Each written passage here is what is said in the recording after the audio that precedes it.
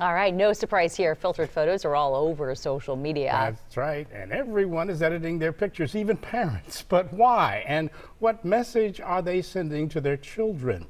Anna Marceline is a clinical life coach and therapist. She's joining us now live. Good morning and thanks for being with us. Hi, good morning. Thanks for having me. Okay, now, people may erase a wrinkle or two and correct a red eye.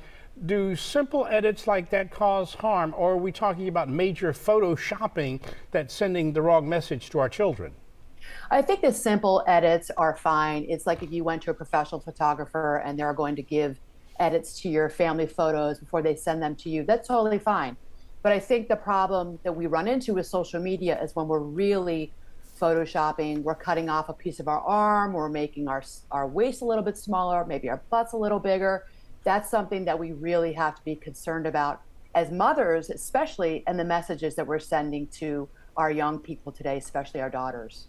All right, now speaking of the younger folks, do parents need to be talking with their teenagers about filtered photos? Is this a conversation that needs to go on?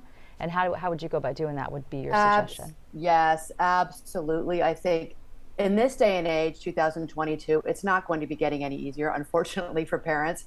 And we must be talking to our children about filtered photos. They need to know what's real and what's not real. I speak to my mother clients about this on the daily, as well as my teenage clients. I now send them on Instagram to before and after accounts of what some of these celebrities and social media influencers looked like before and what they look like now. They need to know the difference between what is smoke and mirrors, so to speak, and what they look like in real life if you saw that person on the street. You mentioned celebrities. They're always adjusting their pictures to make themselves look very, very beautiful, so to speak. Right. But how can you tell if your child is struggling with image issues, and what should you do as a parent to try and help that? I think one of the first things you need to look for is we need to listen for what they're saying.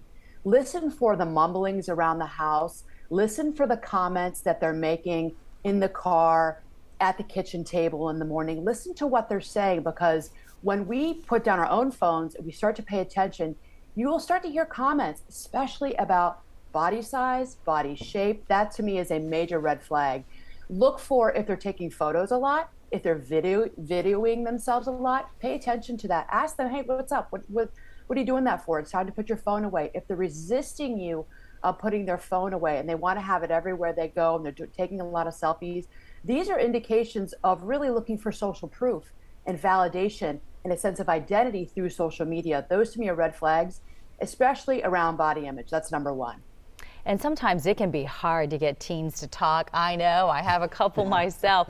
But you say to think about the 80-20 rule. I really like this. So explain that, and how do you get that going for these teens who might not have a whole lot to say about a sensitive topic like this?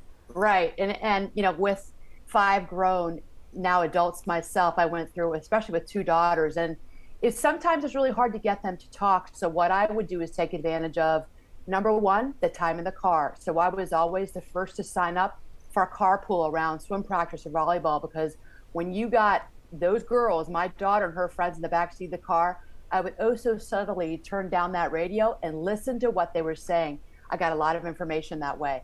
But find neutral moments when you can go into their room, or maybe at the dinner table. Get back to family dinners if you're not doing it, even 2 to 3 times a week, and let them talk. And if they start talking, moms and dads, let's close our mouths. Let's just listen.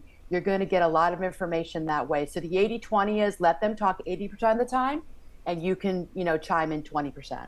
Great information. Brilliant. Yeah. Thank you so very much, Anna Marceline, life clinical coach.